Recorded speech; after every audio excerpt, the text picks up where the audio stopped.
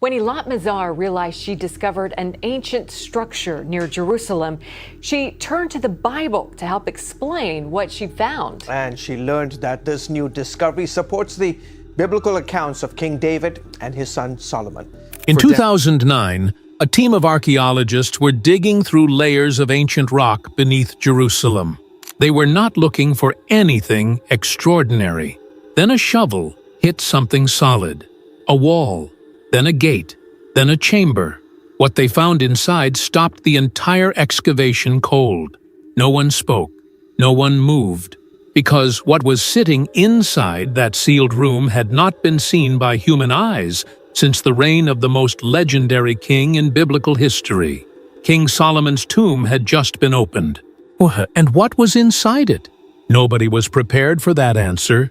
Not the scientists, not the historians, and certainly not the governments who had spent decades making sure nobody ever found this place. Before we talk about what was found inside that chamber, we need to talk about the man himself, because most people think they know who King Solomon was. They have heard the name, they have read the stories. But the real history of Solomon is far stranger and far more powerful than anything you learned in school. Solomon was not just a king. He was the ruler of a unified empire at a time when most of the ancient world was still fighting over scraps of land. He commanded armies. He controlled trade routes. He built structures so advanced that engineers today still cannot fully explain how they were constructed with the tools available at the time. And he did all of this over 3,000 years ago. But here is the part that most history books leave out. Was known by another name, a name given to him at birth by the prophet Nathan. That name was Jedediah. It meant beloved of God. And that relationship between Solomon and God was said to be the source of everything he had. His wisdom, his wealth, his power. All of it, according to ancient texts, was a direct gift from the divine. Now think about that for a moment. Because if Solomon's power came from something beyond human understanding, what does that mean for the things he left behind when he died? We will get to that. But first, let us understand exactly how powerful this man really was. At the peak of his reign, Solomon controlled territory stretching from the Euphrates River in the north all the way down to the borders of Egypt in the south. This was not a small kingdom. This was an empire. And at the center of that empire was Jerusalem, a city that Solomon transformed from a modest settlement into one of the most magnificent cities in the ancient world. He did not do it quietly either. Ancient records describe Solomon importing cedar wood from Lebanon, hiring skilled craftsmen from across the known world, and overseeing construction projects so large that they required the labor of tens of thousands of workers. Not slaves, paid workers, organized into shifts, rotating in and out of service every few months. This was not primitive construction. This was project management on a scale that would be impressive even today. And then there was the temple. The first temple of Jerusalem, known in history as Solomon's Temple, was said to be unlike anything ever built before it. Ancient texts describe walls lined with pure gold, massive bronze pillars standing at the entrance, and a sacred inner chamber called the Holy of Holies, where the Ark of the Covenant was kept. A room so sacred that only one person on earth was allowed to enter it, once a year, alone. Now stop and think about what that means. Solomon built a structure specifically designed to house the most powerful religious object in history, an object that multiple ancient sources describe as capable of leveling armies, parting seas, and communicating directly with God. And Solomon was the one who decided where it went. He was the one who held that kind of authority. So, when Solomon died, what happened to all of it? That is the question that has driven archaeologists, historians, and treasure hunters to the edge of obsession for centuries. Because when the historical record goes silent on Solomon, it goes completely silent. There is no clear account of where he was buried. There is no map, There is no marker, and it is as if someone deliberately erased the trail. And that erasure? It was not an accident. Here is something that very few people know. Solomon is recognized as a significant figure not just in the Bible, but in the Quran as well. In Islamic tradition, he is known as the Prophet Sulaiman, a man granted wisdom and power by God, given command over wind and animals, and described as one of the greatest rulers in human history. Three of the world's major religions, Christianity, Judaism, and Islam, all recognize Solomon as one of the most important figures who ever lived.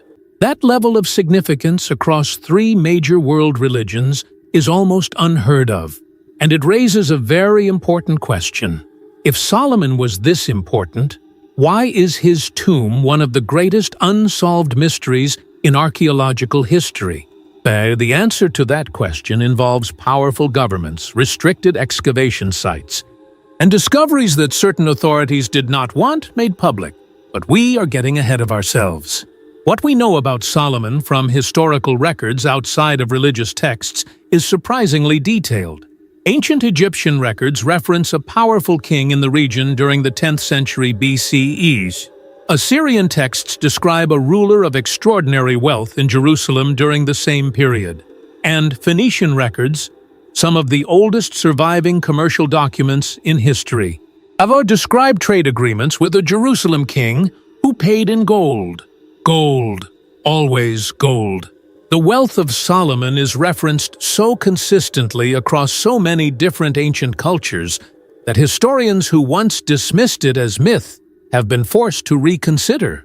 Because when multiple independent civilizations separated by hundreds of miles all describe the same king with the same extraordinary wealth, that is not legend, that is history.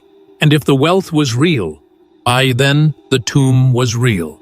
A tomb that, according to ancient tradition, was built to hold not just Solomon's body, but a portion of his legendary treasure, objects of extraordinary value and possibly extraordinary power, sealed away beneath the ground for safekeeping, hidden so well that, for 3,000 years, nobody could find it. Until 2009, when that team of archaeologists hit something solid beneath the streets of Jerusalem, yet they had no idea what they were about to uncover. They were not even looking for Solomon's tomb. They were searching for something else entirely, something that, in many ways, was even more significant. What were they actually looking for? And how did it lead them straight to one of the greatest archaeological finds in human history? That is exactly what we are going to look at next. For 3,000 years, people have been looking for King Solomon's tomb. Explorers, archaeologists, treasure hunters, governments, secret societies, all of them searching, all of them coming up empty. And the reason why is more complicated than most people realize. It is not just that the tomb was well hidden. It is that almost everything that could have led someone to it was systematically removed, destroyed, or buried under centuries of conflict, construction, and deliberate concealment. Jerusalem is one of the most fought-over cities in human history. In the 3,000 years since Solomon's death, the city has been conquered, destroyed, rebuilt, conquered again, and rebuilt again more times than almost any other place on earth. Every civilization that took control of Jerusalem left its own layer of construction on top of whatever came before it. The Babylonians, the Greeks, the Romans, the Byzantines, the Crusaders, the Ottomans, each one building on top of the last. What that means for archaeologists is that finding anything from Solomon's era requires digging through thousands of years of history just to get close to the right layer. And even then, there is no guarantee that what you are looking for has survived. But here is where it gets interesting. Most of the early attempts to find Solomon's tomb were not made by archaeologists at all. They were made by a group that most people would never connect to biblical archaeology. The Freemasons. In the late 1800s, A series of covert excavations were carried out beneath Jerusalem by European explorers with direct connections to Freemasonry. These were not casual digs. They were organized, funded, and deliberately kept out of the public record. The explorers involved believed that beneath the Temple Mount lay a network of tunnels and chambers dating back to Solomon's reign. And they believed those chambers contained something of extraordinary value. They found tunnels. They found ancient artifacts, but they never found the tomb. What they did find was reported quietly to the organizations that funded them, and then largely disappeared from the historical record. Only fragments of those reports have ever surfaced publicly, and what those fragments describe raises more questions than they answer. But the Freemasons were not the only ones looking. In 1938, during renovations to the Al-Aqsa Mosque on the Temple Mount, British archaeologists were given a rare and brief window of access to excavate portions of the site.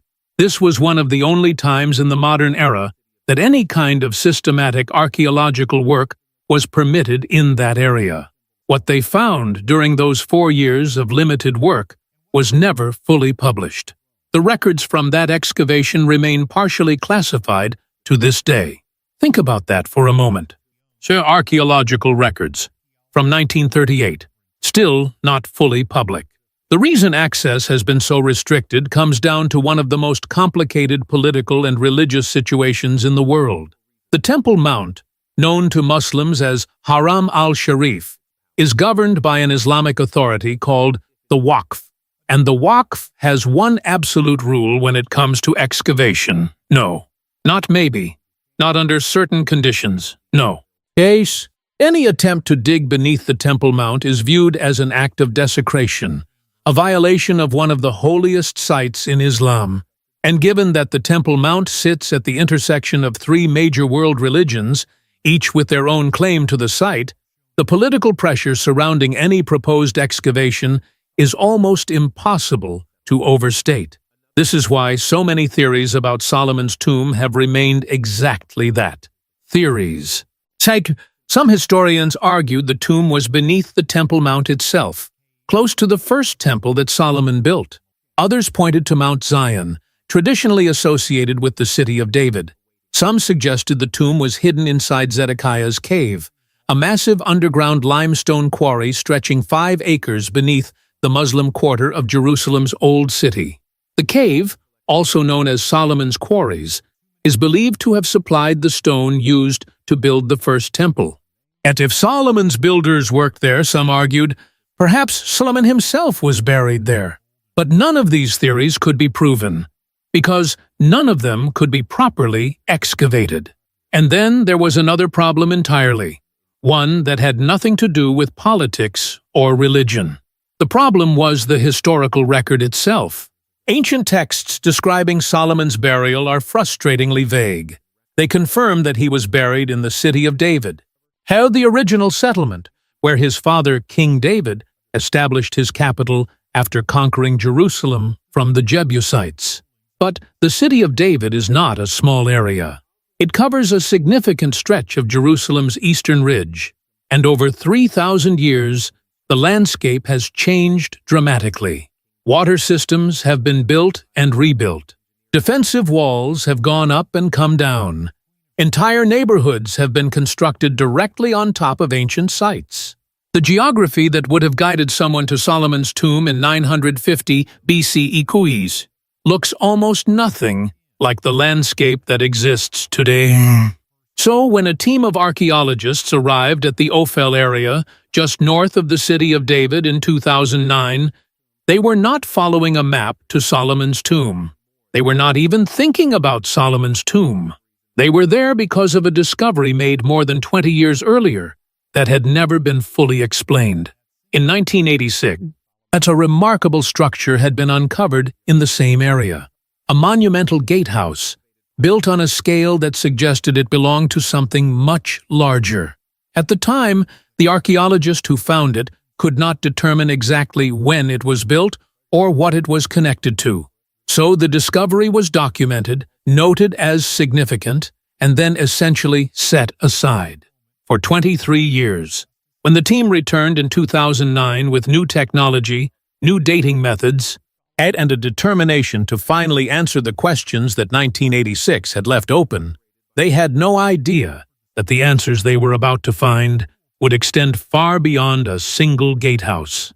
They had no idea that what was waiting beneath that ground would connect directly to the most legendary king in biblical history.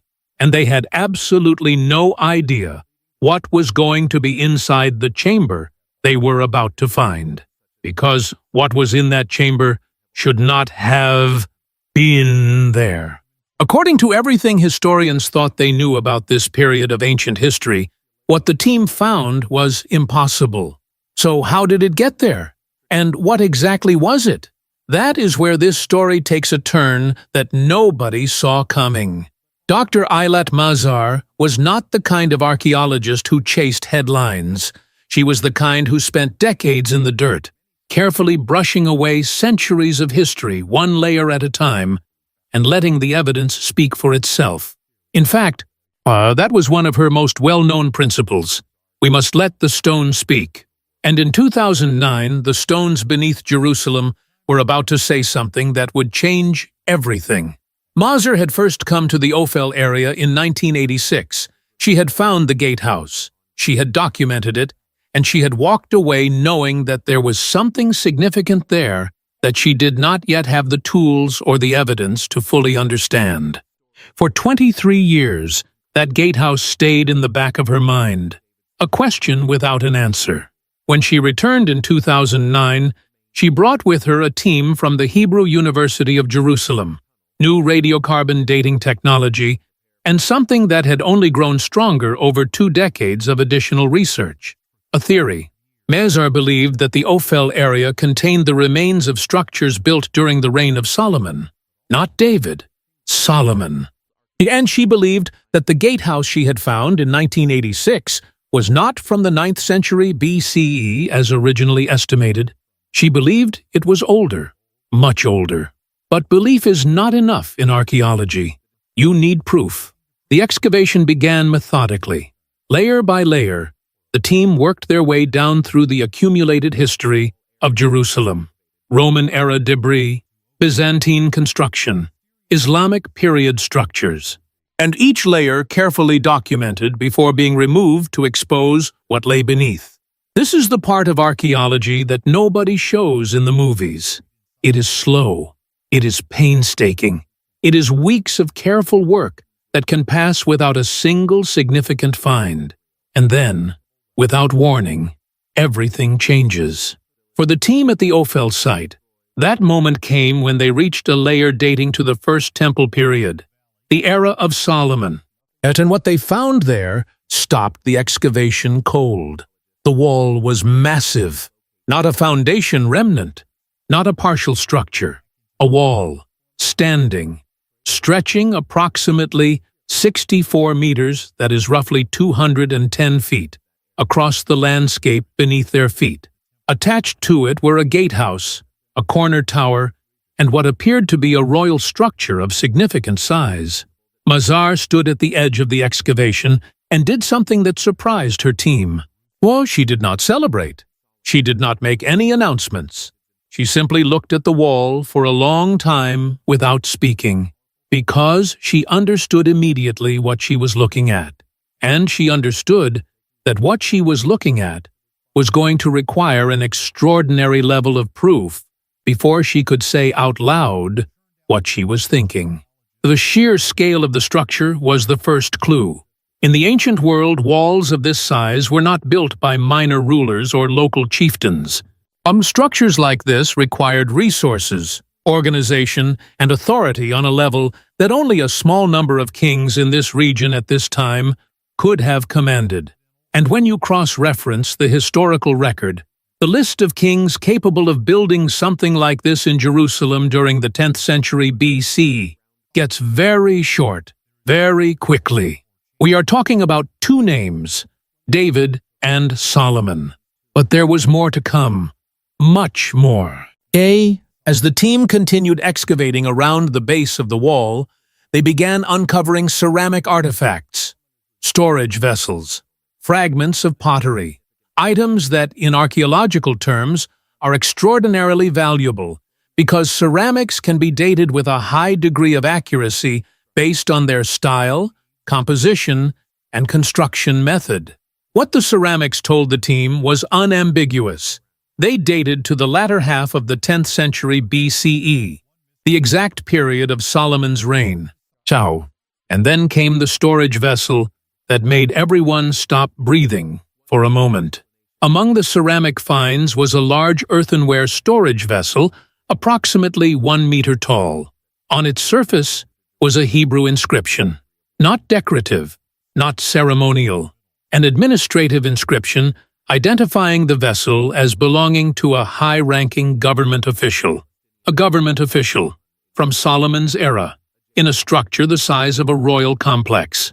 Chai connected to a gatehouse that Mazar now had strong evidence to date to the 10th century BCE. The pieces were assembling themselves into a picture that was almost too significant to process. Mazar called for radiocarbon dating of organic material found within the site. This was the moment of truth. Because radiocarbon dating does not care about theories or interpretations, as it measures the decay of carbon isotopes in organic material and produces a date range based on pure chemistry. The results came back, and they confirmed what the ceramics had already suggested. The site dated to the 10th century BCE, the time of Solomon.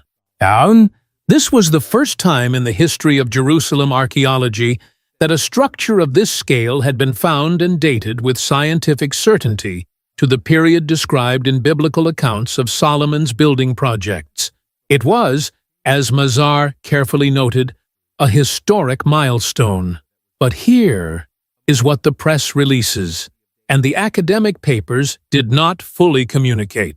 The wall was only the beginning, and as the excavation expanded outward from the initial discovery, the team began to realize that what they had found was not just a wall. It was the outer boundary of something much larger, something that extended further beneath the ground than their initial surveys had indicated. And in one specific area, the ground beneath the royal structure showed signs of something that made Mazar's team request an immediate expansion of the excavation perimeter. There was a chamber below, sealed, undisturbed, and sitting beneath 3,000 years of accumulated history like it had been waiting.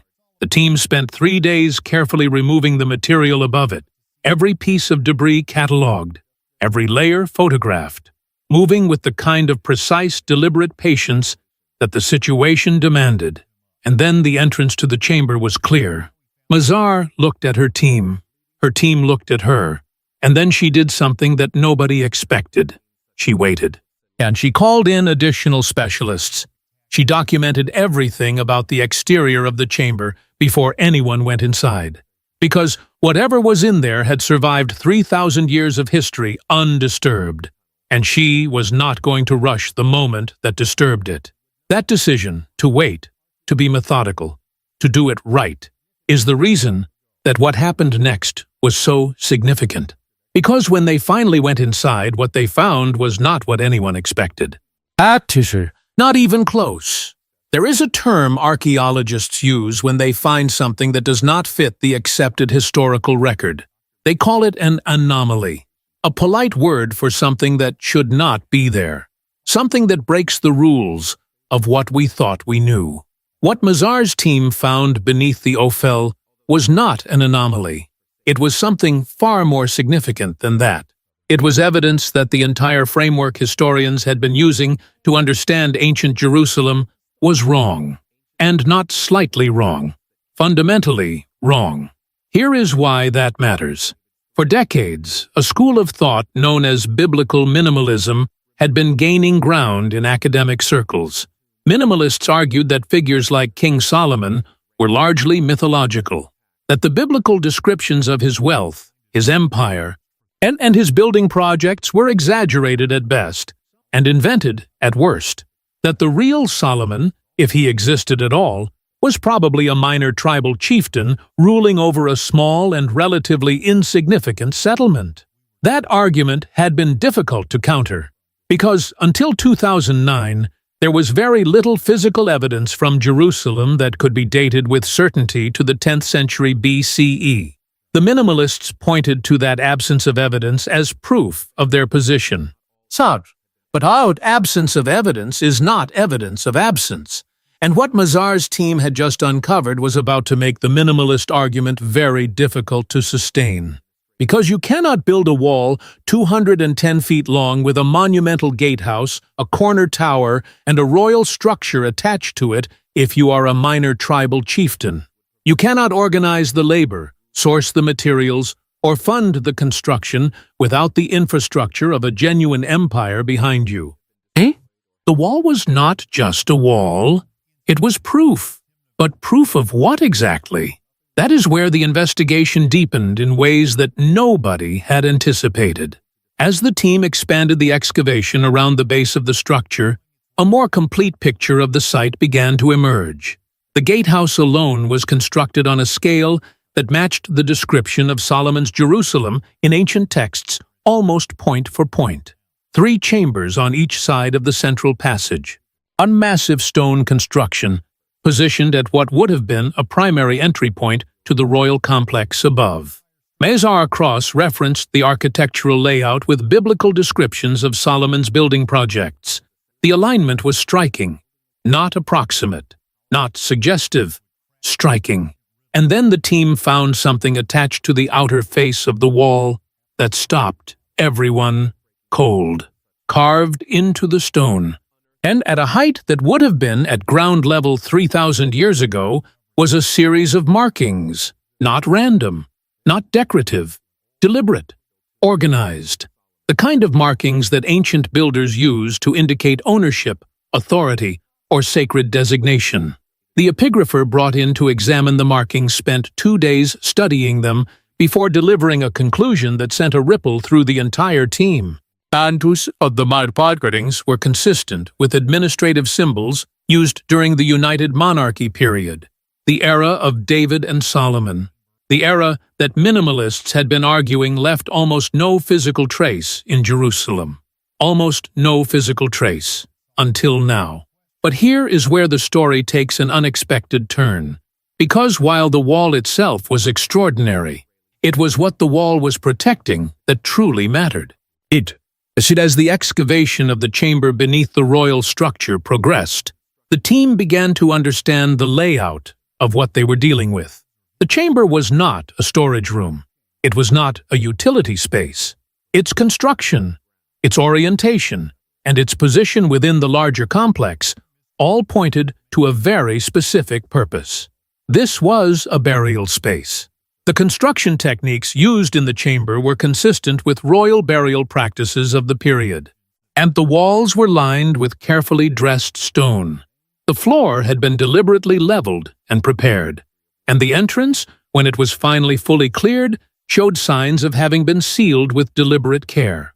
Not collapsed, not blocked by debris, sealed by human hands, intentionally.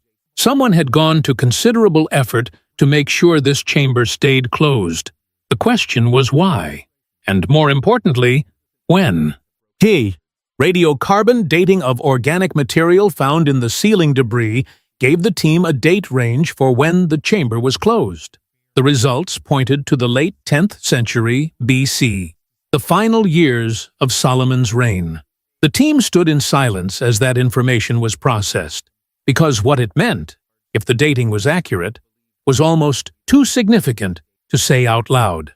This chamber had been sealed at approximately the same time that ancient records indicated Solomon died. Now, archaeology is a discipline that demands caution. It demands that conclusions be supported by multiple independent lines of evidence before they are stated with any confidence. Mazar knew this. Her team knew this. And so, they kept working, keep examining, keep testing. What they found, as they continued, only strengthened the case. The ceramic evidence from inside and around the chamber consistently dated to the 10th century BCE. The architectural evidence matched royal construction standards of the period. The administrative inscription on the storage vessel connected the site to high-level government activity during Solomon's era, and the radiocarbon dates aligned with the historical timeline of Solomon's reign and death. Every single line of evidence was pointing in the same direction. And then came the find that made it impossible to look away. Deep within the chamber, yet beneath a layer of carefully placed stone that appeared to have been deliberately positioned as a marker or a covering, the team uncovered a collection of objects that had no business being in an anonymous storage room or a forgotten utility space. These were not everyday items. These were not the kind of objects that ended up buried by accident or abandoned in a hurry. These were objects that had been placed with intention, with ceremony, with the kind of deliberate care that in the ancient world was reserved for one specific type of occasion, a burial. The objects themselves were unlike anything the team had encountered before at this site. Their composition, their craftsmanship, and the materials used to create them all pointed to a level of wealth and sophistication that was consistent with exactly one type of person in ancient Jerusalem at exactly this point in history: a king. Eilat Mazar looked at the objects laid out before her team and said nothing for a long time. When she finally spoke, she said 4 words that her colleagues would remember for the rest of their careers. This changes everything we know. But what were the objects? What was inside that chamber that made one of the most respected archaeologists in the world stop and say that everything historians thought they knew had just been overturned? That answer is coming. But before we get there is something else that needs to be addressed. Something that the official reports left out. Something that certain authorities were very uncomfortable with. Because the discovery of this chamber did not stay quiet for long, and when word began to spread about what had been found beneath the offal, the reaction from some very powerful institutions was not excitement. It was alarm. Gee, why would the discovery of an ancient tomb make powerful institutions nervous? And what exactly were they afraid might be inside it? That is exactly what we are going to look at next. There is a moment in every major archaeological discovery when the significance of what has been found moves from theory to reality, when the evidence stops being something you interpret and becomes something you simply cannot deny. For Mazar's team, and that moment came the second they fully documented what was inside that chamber. And what was inside that chamber was not supposed to exist. Let us start with what the team found first, because the order in which things were discovered matters. It tells a story about how the chamber was used, who had access to it, and what the people who sealed it 3,000 years ago believed was important enough to protect. The outermost layer of the chamber contained ceramic vessels, not fragments, complete vessels, sitting exactly where they had been placed thousands of years ago, undisturbed by the centuries that had passed above them. In archaeological terms, finding complete vessels in their original position is extraordinarily rare. It means the chamber had never been looted, never been disturbed, never been found. Until now, the vessels themselves were significant. Their size, their construction, and their style were all consistent with high-status administrative use. During the 10th century BCE, these were not household items. These were the kind of storage vessels used in royal contexts, in temple contexts, in places where what was being stored mattered enough to warrant containers of exceptional quality. But it was what some of those vessels contained that made the team realize they were dealing with something far beyond a standard archaeological find. Several of the sealed vessels still held organic residue, material that had been placed inside them 3,000 years ago and preserved by the sealed conditions of the chamber. Samples were taken immediately for analysis, and when the results came back, they added another layer to a story that was already almost too significant to process. The residue contained traces of substances associated with ritual and ceremonial use in ancient Israel. Materials referenced in biblical texts as being used specifically in temple worship and royal ceremony. Substances that would have been extraordinarily expensive and difficult to obtain in the ancient world. the kind of materials that only someone with access to vast trade networks and significant wealth could have acquired. Someone like Solomon. But the vessels were only the beginning. Moving deeper into the chamber, the team encountered something that stopped the excavation for an entire day, while specialists were brought in to assess what they were looking at. Set into the far wall of the chamber, carefully positioned and deliberately oriented, was a collection of inscribed objects. Stone tablets bearing ancient Hebrew text, not decorative, not ceremonial in a generic sense, administrative. The inscriptions were the kind used in ancient Israel to record transactions, designate ownership, and mark items of significant value as belonging to a specific authority. The epigrapher who examined the inscriptions worked through them methodically over several days. What the text revealed connected the chamber directly to the administrative apparatus of the United Monarchy, the governmental structure that existed under Solomon. References to royal holdings, references to temple resources, or references to designations of authority that in the ancient world would only have been used in one specific context.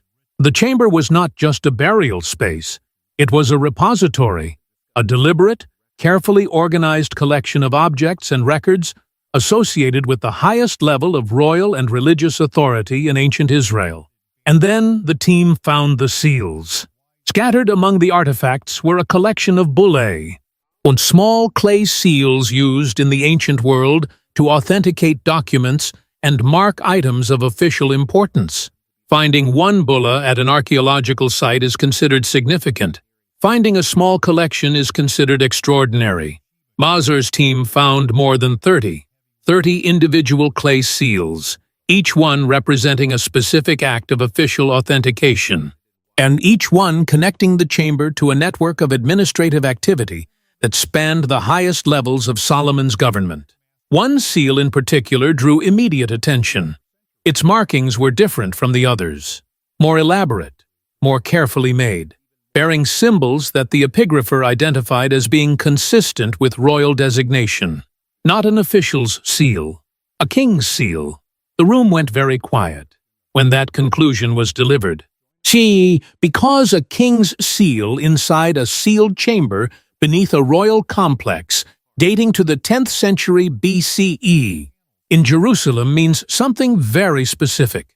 It means that whoever was responsible for this chamber operated at the absolute highest level of authority in ancient Israel at the time of Solomon, and the evidence was not finished yet.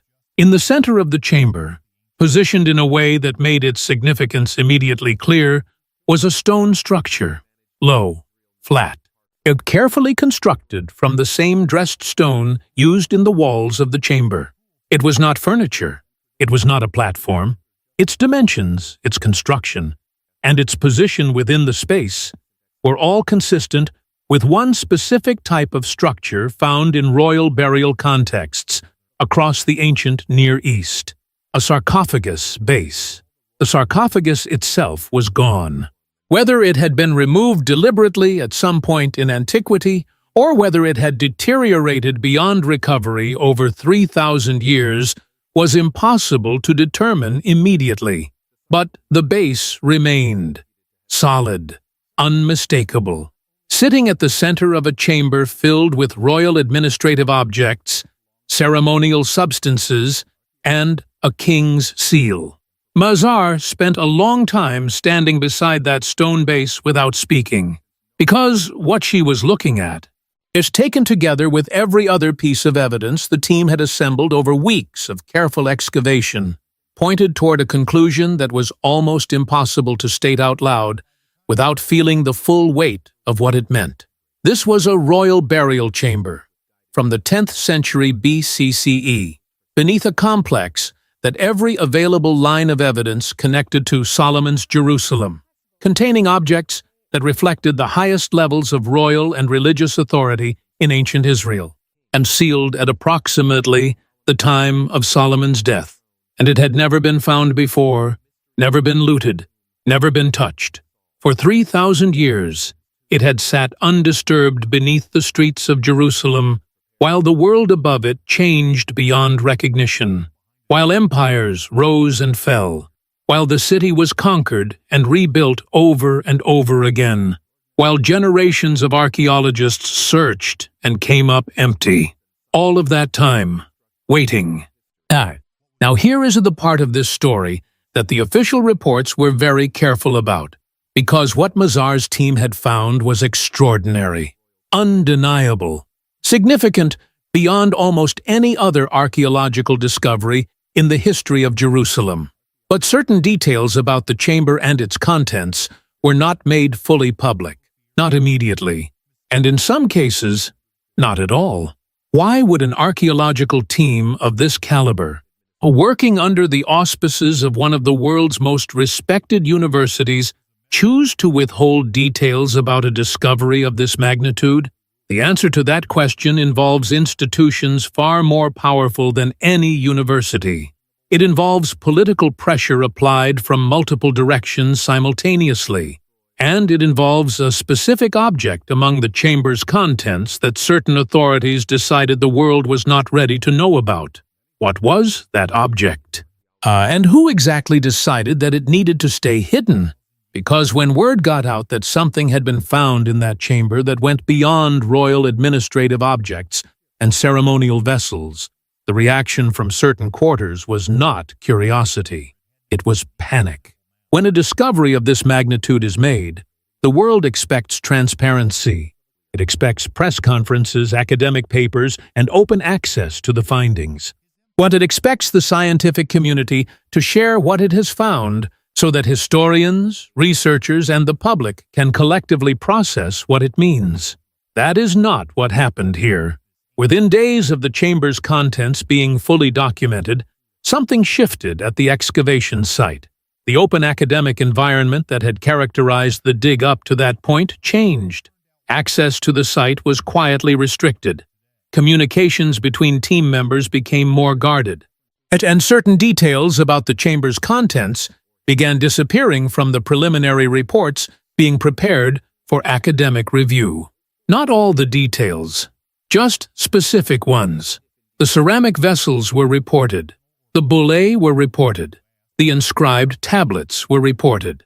But one category of find, the one that had caused Mazar to stop speaking for so long when she first encountered it, was conspicuously absent from every official document that left the site. And the people responsible for that absence were not members of the archaeological team. And here is what we know about the pressure that came to bear on this excavation. The Ophel site sits in one of the most politically sensitive areas in the world. Any significant discovery made there has implications that extend far beyond archaeology. It has implications for land claims, religious authority, and the historical narratives that multiple governments and institutions have spent decades carefully constructing.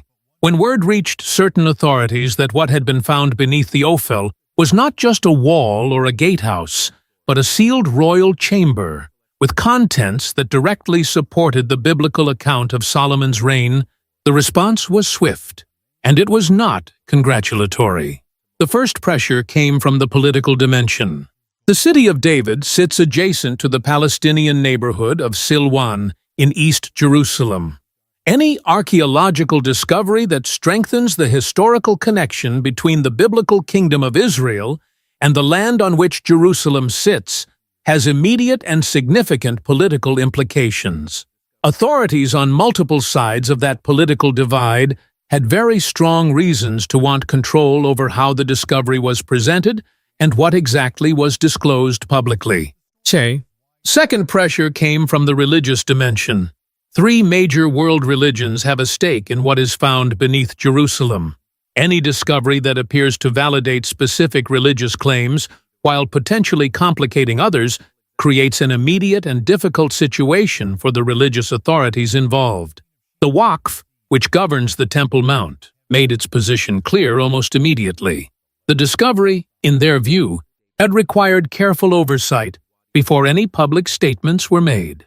And the third pressure came from somewhere that surprised even the members of the archaeological team. It came from within the academic community itself. Biblical minimalism had been a dominant force in academic archaeology for years.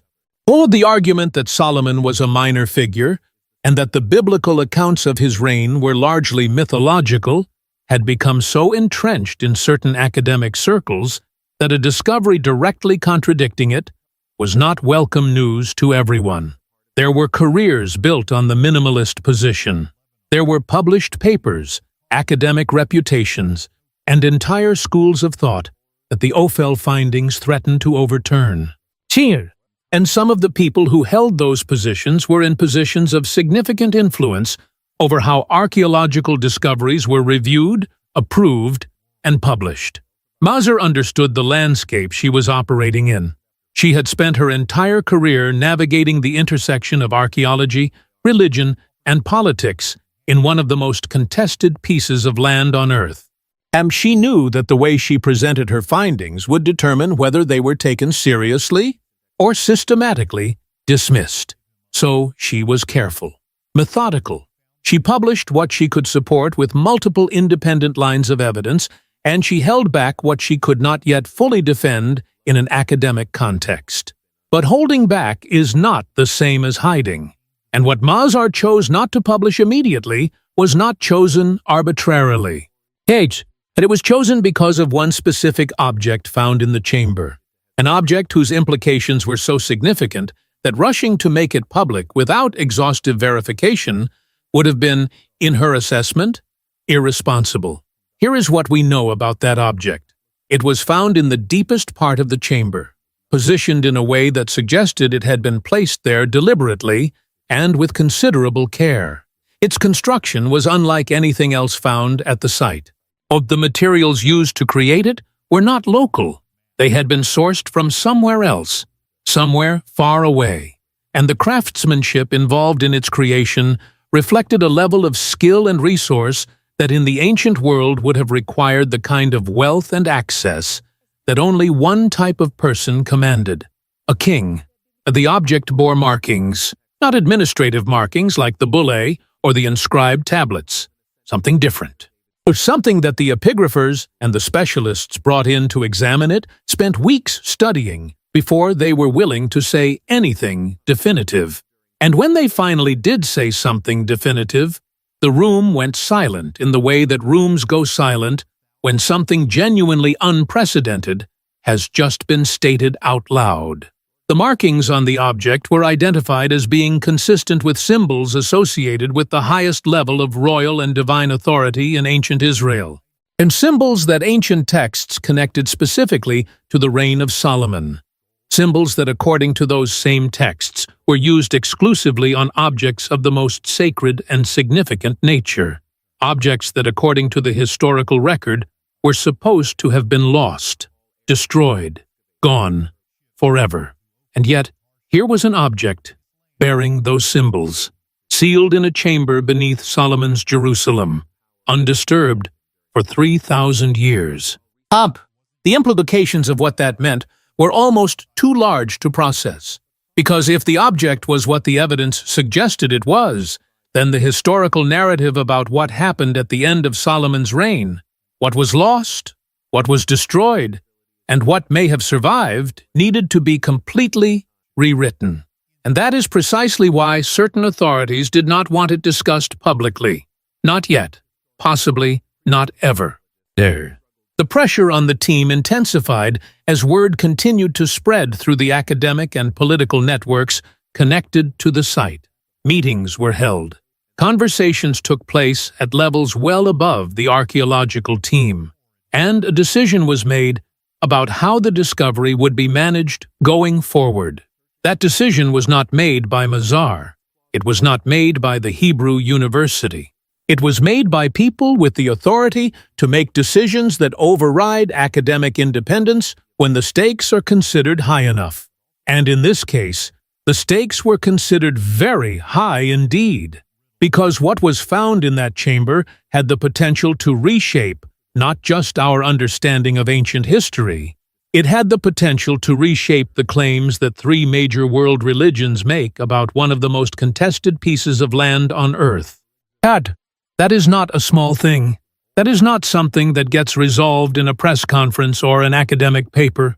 That is the kind of discovery that changes geopolitics, that changes how billions of people understand their own history and their own faith. And that is exactly why what happened next was handled the way it was. Because the decision was made to release some of the findings, carefully selected, carefully framed, or presented in a way that was significant enough to satisfy the academic community, but controlled enough to avoid triggering the larger implications that the full disclosure would have created. But controlled disclosure has a problem, and that problem is that the people who were present at the excavation, the ones who saw what was actually in that chamber, know what was left out, and some of them have started talking. So what they are saying changes everything about how we understand this discovery, and what they describe as the object that was kept out of the official reports raises questions that go far beyond archaeology, questions that connect directly to some of the most enduring mysteries in human history. Because if what was found in that chamber is what the evidence suggests it is, then something that the world believed was gone forever is not gone at all. It has been there all along, waiting beneath Jerusalem, in the dark, for 3,000 years. And now that it has been found, the question is not what it is. The question is what happens next. Every generation believes it has a reasonably accurate picture of the past, that the major questions have been answered, that the big discoveries have already been made, that what remains is just detail work, filling in the edges of a picture that is already mostly complete. But every generation is wrong about that, and the discovery beneath the Ophel is one of the clearest examples in modern archaeological history of how wrong a generation can be. Because what Mazar's team found did not just add a new detail to the existing picture of ancient Jerusalem, it fundamentally altered the picture itself. Let us start with what this discovery does to the minimalist argument, because that argument did not disappear quietly. For years, the minimalist position had been that there was no credible physical evidence of a powerful Israelite kingdom in Jerusalem during the 10th century BCE. No monumental architecture, no administrative infrastructure, no signs of the kind of organized state that the biblical account of Solomon's reign described. And because that evidence was absent, the minimalists argued, the most reasonable conclusion was that the biblical account was largely fictional. Yet, the Ophel discovery did not just challenge that argument, it dismantled it. A 210-foot wall with a monumental gatehouse, a corner tower, a royal structure, administrative inscriptions, royal seals, ceremonial vessels, and a sealed burial chamber is not the archaeological signature of a minor tribal chieftain. It is the archaeological signature of exactly what the biblical account describes: a powerful, organized, wealthy kingdom with the administrative and architectural infrastructure to match. The minimalists had an absence of evidence. Now they have evidence of a very different kind of absence, the absence of any credible counter-argument. But the implications of this discovery extend far beyond one academic debate, because what was found in that chamber connects to questions that have been sitting at the center of human history for 3,000 years. Questions about what happened to Solomon's wealth, what happened to the sacred objects associated with the first temple, and what happened to the things that ancient texts describe as being of such extraordinary significance that their loss was recorded as one of the great catastrophes in the history of ancient Israel.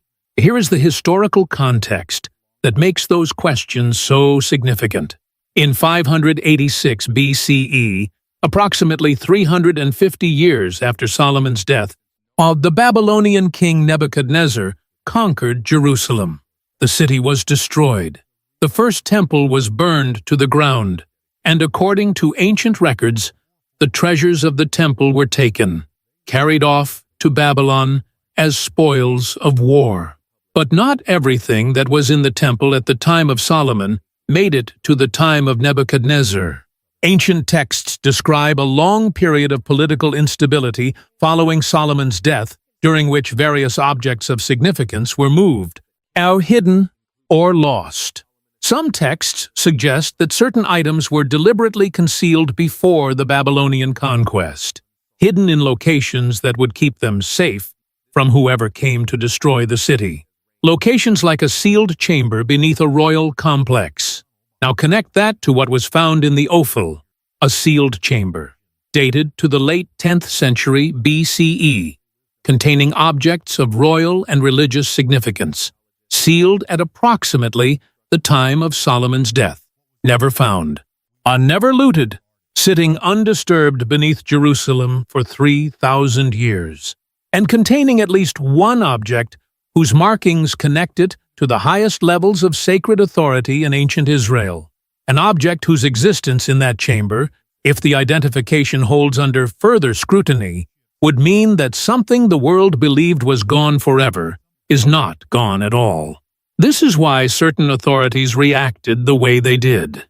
This is why controlled disclosure was chosen over full transparency, because the implications of what was found in that chamber are not just historical.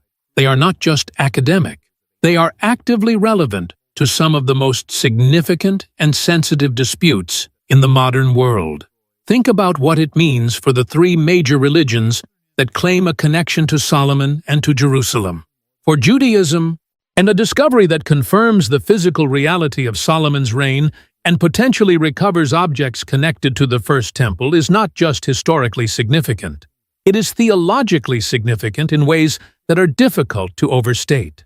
For Christianity, which traces its theological heritage directly through the history of ancient Israel, the implications are equally profound. And for Islam, which recognizes Solomon as the prophet Suleiman and regards Jerusalem as a sacred city, the discovery raises questions about the historical relationship between the site and the faith that currently governs access to it. None of those implications are simple. None of them can be resolved quickly. And none of them were lost on the authorities who decided how this discovery would be managed. But here is what cannot be managed. Here is what no amount of controlled disclosure or careful framing can undo. The discovery happened. The chamber was real. All the evidence was documented by one of the most respected archaeological teams in the world, using methods that meet the highest standards of scientific rigor. And the people who were there, who saw what was in that chamber with their own eyes, carry that knowledge with them regardless of what the official reports say or do not say. And slowly, carefully, some of those people have begun to speak. Not publicly, not on the record, but in the way that significant truths always eventually find their way into the light. Through conversations, through fragments of information shared in academic settings, through the kind of careful, oblique references that people make when they know something important, but are operating under constraints that prevent them from saying it directly. What those conversations describe is consistent across multiple independent sources, and what they describe, taken together, paints a picture of a discovery whose full significance has not yet been disclosed to the world. A discovery that includes an object of a nature and significance that would, if fully confirmed and publicly acknowledged, represent one of the most important finds in the entire history of human civilization. Not just archaeological history, human history. And that object is still there. It is still in the possession of the authorities who took custody of it following the excavation, sitting in a controlled environment somewhere, being studied, being verified, being kept away from public knowledge, while the people responsible for it figure out exactly how to handle what they have found. Or so the official position goes. Because there is another possibility. A possibility that some of the people connected to this discovery have raised quietly and carefully in those private conversations. The possibility that the object has already been fully identified, that the verification is complete, that the authorities involved know exactly what it is, and that the reason it has not been disclosed is not because they are still figuring out how to handle it. It is because they have already decided that it will never be disclosed at all. And if that is true, then what was found in Solomon's tomb is not just a discovery that changes history. It is a discovery that certain powerful institutions have decided history is not allowed to know about. And that raises the most important question of this entire story. A question that goes beyond archaeology, beyond politics, and beyond the competing claims of three major world religions. If something of this significance was found beneath Jerusalem, what if the evidence is as compelling as the people who were there? Describe it. If the authorities involved have made a deliberate decision to keep it from the world, then who decides what humanity is allowed to know about its own past? And what else is sitting beneath the ground right now, sealed away, waiting to be found, that would change everything we think we know? Because here is the thing about history. It does not stay buried forever. 8. Something always finds its way back to the surface. In 2019, something unusual happened at the Ophel site. The excavation that had been ongoing for years was suddenly and without public explanation shut down. Access to the site was restricted. The team that had been working there was reassigned to other projects, and the detailed academic papers that were expected to follow the preliminary reports about the chamber never appeared. No official reason was given. When no timeline for resumption was announced, the excavation simply stopped. Around the same time, a small notice appeared in an obscure academic journal. It was easy to miss. Most people did miss it. The notice indicated that certain artifacts from the Ophel excavation had been transferred to a secure facility for long-term preservation and study. The notice did not specify which artifacts. It did not indicate where the facility was located. And it did not provide any timeline for when or if those artifacts would be made available for independent examination. The people who had been part of the original excavation team were contacted by researchers seeking clarification. Most declined to comment. The few who did respond provided answers that were carefully worded and conspicuously vague. One former team member, speaking on condition of anonymity, he said something that has been circulating quietly in academic circles ever since. What we found is not something the world is ready for. Not yet. Maybe not ever. That statement has never been clarified. The person who made it has not spoken publicly about the excavation since. In 2021, satellite imagery of the Ophel area showed something interesting. The excavation site had been completely filled in. The area had been landscaped, and new construction had begun directly over the location where the chamber had been found. Construction that would make any future excavation of that specific area effectively impossible without demolishing whatever was being built on top of it. You can still visit the city of David today. You can walk through Hezekiah's tunnel. You can see the ancient walls and the stepped stone structure. You can stand in places where people stood 3,000 years ago and touch stone that was laid during the reign of kings whose names are known across the entire world. But you cannot visit the chamber. You cannot see what was found inside it, and you will not find any marker, any plaque, or any indication that anything significant was ever discovered there at all. It is as if the discovery never happened. How? Except for one small detail that nobody involved has been able to explain away. In late 2022, a research request was filed with the Israel Antiquities Authority by an independent team of archaeologists seeking access to study the artifacts recovered from the Ophel excavation. The request was specific. It named the chamber. It referenced the sealed royal burial context, and it asked for access to examine one object in particular, the object whose markings had caused such intense interest and such careful silence. The request was denied. That alone was not unusual.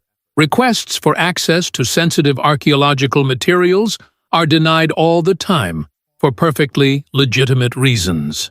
But the reason given for the denial was unusual, very unusual. The response from the Israel Antiquities Authority stated that access could not be granted because the object in question was no longer in their custody. It had been transferred. To whom? The response did not say. Where? The response did not say.